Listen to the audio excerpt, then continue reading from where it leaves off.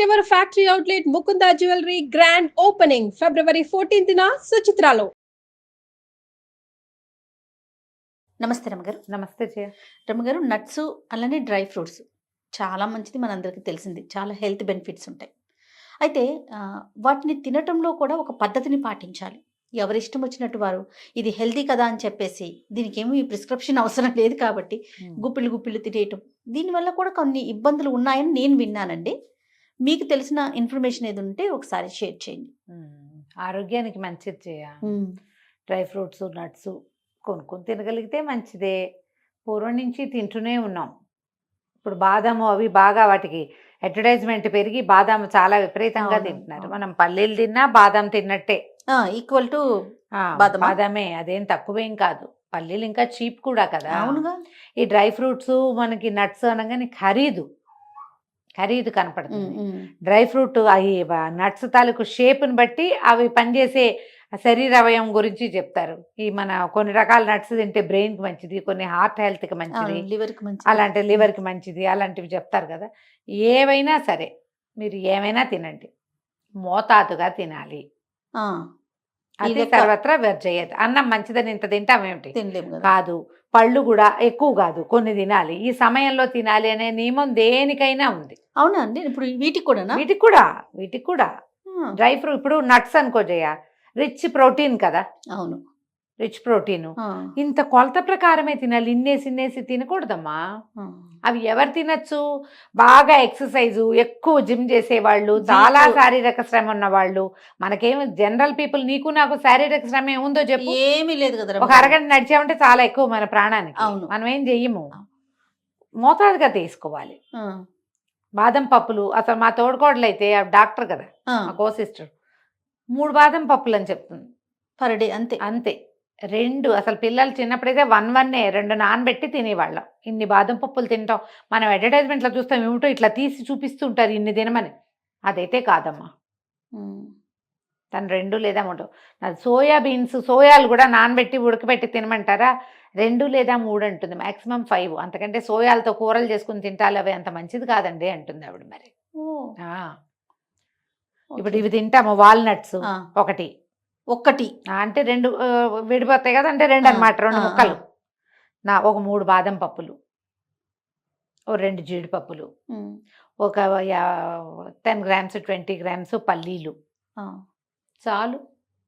అంతకంటే తినకూడదు. అవన్నీ డైజెస్ట్ కావాలి కదా, డైజెస్ట్ అవ్వాలిగా. మళ్ళీ వీటిని డ్రై ఫ్రూట్స్ నానబెట్టి తినటం అవసరం అని చెప్తారు. పల్లీలు కూడా మీరు నానబెట్టి తింటే భలే రుచిగా ఉంటాయి. వాటి అరుగుదలలో తేడా కూడా ఉంటుంది. మామూలుగా ఇవి జీర్ణక్రియని మెరుగుపరుచుతాయి, జనరల్గా జీర్ణక్రియని పాడు చేస్తాయి కూడా. ఓకే. డ్రై ఫ్రూట్స్ ఏమో జీర్ణక్రియని మెరుగుపరుస్తాయి, నట్స్ ఏమో జీర్ణక్రియని పాడు చేస్తాయి ఎక్కువ తింటే. మోతాదు మించకూడదు. పిల్లలకి ఇన్నేసి బలం అని పెట్టకండి. డ్రై ఫ్రూట్ లడ్డు అయితే 1 రోజుకి అంతే. మనం కూడా డ్రై ఫ్రూట్ లడ్డు చేసి చూపించాం, మన ఛానల్లో ఉంది. 2 రకాల డ్రై ఫ్రూట్ లడ్డూలు చేశాను నేను. మీరు 2 చేసుకోవచ్చు, రోజుకు 1 లడ్డు అని చెప్పాం. ఇప్పుడు మినపసున్ని అవన్నీ బలం అని చెప్పుకుంటామా జయ? ఓ 1 డజన్ తింటాం వాటిని, లేదా 1 or 2, అంతే కదా. ఇవి కూడా అంతే. ఇవేంటంటే ఇప్పుడు నట్స్ అయితే ఇట్లా, మనం ఈ డ్రై ఫ్రూట్ అనుకో, ఈ డ్రై ఫ్రూట్స్ జనరల్గా మనకి ఏం కనపడతాయి? కిస్మిస్లు, ద్రాక్ష బాగా కనపడేది, ఖర్జూరము, తర్వాత ఏమో ఈ మన అంజీర్లు బాగా కనిపిస్తున్నాయి. ఇవే మనం ఎక్కువగా ఇప్పుడు ఆప్రికాట్స్ అని అవన్నీ ఇవన్నీ. తర్వాత ఏమో బెర్రీస్ ఒకటి బాగా కనపడుతున్నాయి, దొరుకుతున్నాయి. బెర్రీస్ అయితే భలే కలర్లు, ఎక్కువ కలర్స్ కనిపిస్తున్నాయి రమ్మగారు. అవును, అవి రంగులేసారో అనిపించేస్తుంది. అయితే ఈ డ్రై ఫ్రూట్స్ తోటి ఒక ప్రాబ్లం ఉంటుంది. ఇప్పుడు కిస్మిస్లు ఉన్నాయా, నాకు కిస్మిస్లు సూట్ కావు, స్టమక్ డిస్టర్బ్ అవుతుంది. కిస్మిస్లు కానీ, ఖర్జూరాలు కానీ, తర్వాత ఫిగ్స్ కానీ, వాటితోటి బేసిక్ ప్రాబ్లం చాలా మందిలో ఏం కనపడుతుందంటే అది ఎమీబియాసిస్ని ప్రొవోక్ చేస్తుంది. ఎందుకో నాకు తెలీదు. ఎవరైనా డాక్టర్ మీద దీని గురించి మాట్లాడితే ఈసారి మాట్లాడిచ్చున్నాం తప్పకుండా. ఈ డ్రై ఫ్రూట్స్ని డ్రై చేసేటప్పుడు అవి ఎండబెట్టిన ప్రదేశాలు వాటి వల్ల వాటిలలో ఏమైనా చేరతాయి. అందుకని మేమేం చేస్తామో తెలుసా, మేము ఇంట్లో ఎన్నేళ్ల నుంచో చేస్తున్నది చెప్తున్నా నీకు. ఏ కిస్మిస్లు, ద్రాక్ష, ఎండు ద్రాక్ష కడగకుండా తినని చేయాలి. అవును రమ్మగారు, నేను కూడా అంతే. కడగాల్సిందే, ఖచ్చితంగా కడగాల్సిందే. కడగాలి. ఇప్పుడు ఖర్జూరాలు ఇన్నేసి కొంటామా? ఇప్పుడు ఈ మన రంజాన్ సీజన్లో హైదరాబాద్ అంతా ఖర్జూరాలే కనపడతాయి అవును. మనకి. కొనుక్కుంటే వాటిని మేము కుక్కర్లో పెట్టేస్తున్నాం జయ. మ్మ్. స్టీమ్ చేసేసి ఫ్రిడ్జ్లో పెట్టుకుంటున్నాం. Okay okay. స్టీమ్ చేస్తే ఆ లోపల ఏమైనా బ్యాక్టీరియా గిక్టీరియా పోతుంది. ఓహో, స్టీమ్ చేస్తున్నారా? స్టీమ్ చేస్తున్నాం. ఇప్పుడు కాదు, దాదాపుగా ఒక 35-38 సంవత్సరాల నుంచి చేస్తున్నాం మేము ఇది. మా విద్యక్క ఈ ప్లాన్. ఆహా. కడిగేసి స్టీమ్ చేస్తారా? ఒకసారి పెట్టి ఏం చేస్తాం కాదు, వాష్ చేసేసి దీంట్లో పెట్టడం, ఒక బాక్స్ లో పెట్టడం, కుక్కర్లో పెట్టేయటం. ఆ, ఒక విజిల్ ఇస్తుందా? ఆ. వస్తున్నారా? 2 విజిల్స్ రానిచ్చి మెత్తగా అయిపోవట్లేదు రమ్మగారు? ఏమైపోతుంది, ఎత్తి ఫ్రిడ్జ్ లో పెడతాం. రుచి తేడా ఏం ఉండదు. బాగుంది ఐడియా, చాలా బాగుంది. స్టీమ్ అయితే ఓన్లీ చేసి డేట్స్ వరకు డేట్సే చేయగలుగుతాం. చేసాం మేము. ఆ. ఇప్పటికీ డేట్స్ అట్లాగే చేసుకుంటున్నాం. Super idea. మేము మా దగ్గర ఈ పళ్ళు ఇప్పుడు ఇంతంత లావు పెద్ద పెద్దవి నల్లటి ద్రాక్ష ఖర్జూరాలు కూడా కనపడుతున్నాయి. వాటిని వాష్ చేయకుండా తినద్దు అసలు. అవును. పిల్లలకి వాష్ చేయకుండా పెట్టకండి. కిస్మిస్ మీరు ఒక 10 నిమిషాలు గిన్నెలో వేసి నీళ్లు పోయండి, ఎంత దుమ్ము పైకి వస్తుందో.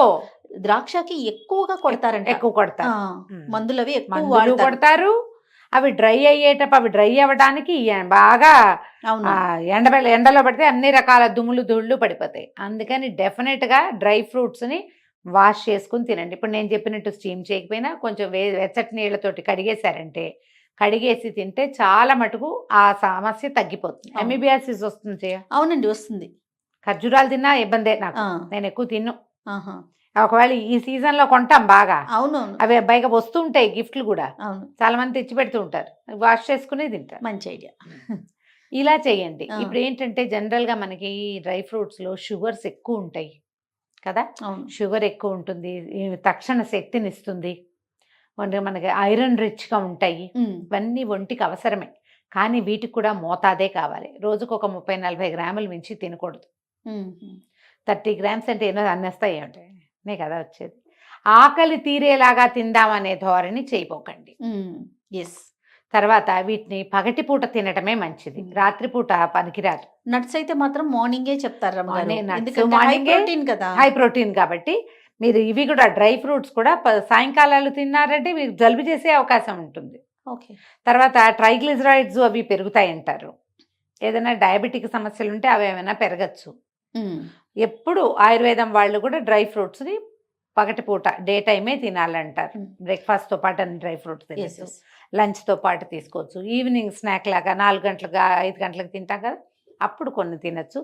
మీరు ఈజీగా ఏంటంటే వాటిని కొంచెం కాస్త ఒకసారి నీటిలో వేసి ఒక 5 నిమిషాలు వదిలేసి శుభ్రంగా వాష్ చేసుకుని తినేసేయండి. ఇప్పుడు మనకి నట్స్ ప్లేస్ లో కొత్తగా పుచ్చగింజలు అవి వచ్చినాయి కదా, గుమ్మడి గింజలు, ఇవి కూడా తినే కల్చర్ లోకి వచ్చేసాం. నిజంగా ఇది వరకు తినేవాళ్ళం కాదు. ఇప్పుడు జయ పుచ్చగింజలు తెలియదు కానీ గుమ్మడి గింజలు మాత్రం మా ఇంట్లో మేము గుమ్మడి వాడతాం బాగా. మేమే కాదు, కొన్ని రకాల కమ్యూనిటీస్ లో ఖచ్చితంగా గుమ్మడి వాడతారు. బూడిద గుమ్మడి, పచ్చ గుమ్మడి 2 రెగ్యులర్ కూరల్లో ఉంటాయి జయ. అవును, చాలా తరచుగా. మేము వడియాలు కూడా ఎక్కువ పెట్టుకుంటాం. గుమ్మడి వడియాలు పెట్టుకుంటాం. గుమ్మడి పళ్ళు కాస్తూ ఉంటాయి మాకు ఇళ్లలో ఉండేవి, ఎప్పుడు తింటాం. ఈ గుమ్మడికాయ ఒకసారి కొట్టామంటే అందులో ఉండే గింజల్ని ఒలుచుకుని తినే పనిలోనే ఉండేవాళ్ళం జయ మేము. ఆ గింజలు ఎప్పుడు పారేసిన అలవాటే లేదు. నేను రైతు బజార్ నుంచి 10 రూపాయలకు ఒక గుమ్మడికాయ ముక్క తెస్తాను పులుసులో. కానీ ఈ తెచ్చిన దాంట్లో నుంచి ఏం చేస్తాను, గింజలు తీసి పక్కన పెట్టి ఒకసారి వాష్ చేసి ఇట్లా బాల్కనీ గట్టు మీద పెడతా. మా సచ్చివతి కూడా ఒలుచుకుని తినేస్తుంది. గింజలు ఒలుచుకుని ఒక 6-8 పప్పులు నేను తింటాను, పిల్లలు పెడతాను. మేము ఏనాడు గుమ్మడి గింజలు పారేయలే. ఇప్పుడు వచ్చినాయి, అదే నేను చెప్పాను. కానీ మాకు ఎప్పటి నుంచో అలవాటు. అదే చెప్పట్ల కొన్ని కమ్యూనిటీస్ లో రెగ్యులర్ గా అలవాటు. ఇప్పుడు కొత్తగా మిగతా వాళ్ళు కూడా అందరూ ఇప్పుడు బాదము, పిస్తా ఇవన్నీ ఎలా తింటున్నారో, గుమ్మడి గింజలు, పుచ్చ గింజలు కూడా అవి కూడా నట్స్ లో కలుపుకొని తినే కల్చర్ కి వచ్చాం. లడ్డూలు చేసేటప్పుడు కూడా అవి కూడా వాష్ చేసుకోవాలండి. వాటిని కూడా వాష్ చేసుకోవాలి. ఎందుకంటే మీరు బయట నుంచి తెచ్చారంటే తప్పకుండా వాష్ చేసుకోవాలి. మనం ఇంట్లో కొట్టుకుంటే ఓకే, కానీ కొట్టుకోవడం ఎక్కడ కుదురుతుంది? అవును. వీటిని ఈజీగా ఏం చేయొచ్చు అంటే నేను ఇది వరకు కూడా తడి బట్ట చెప్పారు, అట్లా శుభ్రంగా తుడిచేసేయండి. వాటిని కొంచెం అట్లా వేయించండి, తినడానికి చాలా బాగుంటాయి. గుమ్మడి గింజలు కానీ, పుచ్చ గింజలు కానీ, దోస గింజలు కానీ. దోస గింజలు కూడా దొరుకుతున్నాయి కదా మనకి, తర్బూజా గింజలు పొడుగ్గా ఉంటాయి, అవునవును, అవి కూడా దొరుకుతాయి. వీటిని వేటినైనా అలాగా కొంచెం తేలికగా ఒట్టి మూకుడులో వేయించండి, నోట్లో వేసుకుని తినడానికి మహా బాగుంటాయి. మీరు పచ్చివి అయితే పిండి పట్టుకున్నట్టుండి విసకటగా ఉంటుంది, ఎందుకు తిన్నారా దేవుడా అనిపిస్తుంది. ఇవి అట్లా అనిపించదు. లైట్గా చిన్న ఉప్పు స్ప్రింకిల్ చేస్తే దాని మీద ఎంత బాగుంటుందో. ఏదైనా లడ్డూలు గిడ్డూలు చేసుకోగలిగితే చేసుకోండి, గోందు అవి కలిపి చేసుకుంటే లడ్లు చేసుకోవచ్చు, లేదా ఇలా కాసిన గింజలుగా తినచ్చు. మీరు ఏవి తిన్నా అతిగా తినద్దు. మనం తినొద్దు. పిల్లల విషయానికి వస్తాను రమ్మగారు, నట్స్ని శుభ్రంగా అన్ని రకాలు, ఎన్ని రకాలు మార్కెట్లో మనకు అందుబాటులో ఉంటాయో అన్నీ తెచ్చేసి చక్కగా ఏం చేసి పౌడర్ చేసి వాటిని పాలల్లో కలిపి పెట్టడం కానీ, లేకపోతే విడిగా పౌడర్ తక్కువే నాకు తెలిసి పాలల్లో కలిపి ఇచ్చేస్తున్నారు పిల్లలకి. అది ఎంతవరకు కరెక్ట్ అంటారు? అన్ని రకాలు, ఎన్ని రకాలైనా ఏదైనా ఎంత వేస్తారో అంత వేయరుగా. ఒక స్పూను చెంచాడే పర్వాలేదు, కాకపోతే మీ పిల్లల వయసు వాళ్ళ అరుగుదల చూసుకోండి. ఏంటంటే మీకు జనరల్ అబ్జర్వేషన్ ఉంటుందో ఉండదో జయ, ముక్కు జలుబు ఫ్లమ్ ఉందనుకో జలుబు అనుకుంటారు. ఇండైజేషన్ వల్ల ఫ్లమ్ వస్తుందని తెలుసా జనానికి? కొంత తక్కువ అనుకోవాలి మనం. మీకు డైజెషన్ మారింది అంటే వెంటనే నోట్లో జిగట వచ్చేస్తుంది, గొంతులో ఫ్లమ్ వచ్చేస్తుంది, పిల్లలు తిండి తింటాం మానేస్తారు. మీరు ఈ ఫలానా ఈ పదార్థం వేయటం మొదలుపెట్టాక మీ పిల్లల్లో ఏం చేంజ్ వచ్చిందో గమనించుకోండి. వాళ్ళ డైజెషన్లో తేడా వచ్చింది అంటే ఈ పొడి తగ్గించాలని అర్థం.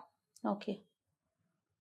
ఏదైనా ఉడకాలి, పచనం కావాలి కదా జయ, బాగా వేగాలి. ఒక్కటి పెట్టచ్చు, ఒక్క లడ్డు ఇవ్వచ్చు, కొంచెం పొడి వేయచ్చు, పోసేయకూడదు, వెయ్యాలంతే. ఈ దీంట్లో మీరు అబ్జర్వ్ చేయాల్సింది ఏంటంటే మన వాడికి ఏమైనా గొంతులో ఫ్లమ్ బాగా చేరిందా, డైజెషన్ బాగుండలేదా, ఎప్పుడు గొంతులో తెమడన్నట్టు రాత్రిపూట గురకొస్తోందా, ముక్కుకి ఏమైనా అడ్డం పడిపోతుందా గమనించండి. అది డైజెషన్ ఇష్యూ ఏమో తెలుసుకోండి. ఆ ఇండైజేషను మీరు పెడుతున్నటువంటి కొత్త పదార్థాల వల్లేమో ఆలోచించండి. పిల్లాడు కొంచెం 5-6 ఏళ్ళు, వాడు ఆట పాట తిరుగుడు, ఎక్కి దిగి సైకిల్ దొక్కి మేడెక్కి దూకి ఉన్నాడా, అవన్నీ ఉంటే ఇవి ఇవ్వచ్చు. ఏమీ లేకుండా స్తబ్దుగా స్కూల్కి వెళ్ళటం, ఇంట్లో కూర్చోడం, పపరంలాగా పాపాయి కూర్చుంటున్నాడు అనుకోండి పిల్లవాడు, వాడికి ఇలాంటివి పోసారంటే వాడు ఒబేస్ అయిపోతాడు. ఇండైజేషన్ వల్ల వాడికి కొత్త సమస్యలు రావచ్చు. మీరు ఆరోగ్యం కోసం చూస్తే ఇంకోటి ఏదో వస్తే ఎట్లా, కొత్తవి రాకూడదుగా. ఆలోచించి దాన్ని అబ్జర్వ్ చేసి చేయండి. మీరు ఏం పెట్టినా అబ్జర్వేషన్ ఇంపార్టెంట్. బలం ఒకటే కాదు, ఒకటి బలిసి పిల్లలు బలవటం ఒకటే కాదు, హెల్దీగా బలవటం ఇంపార్టెంట్. రైట్. నమస్తే రమ్మగారు. నమస్తే జయ.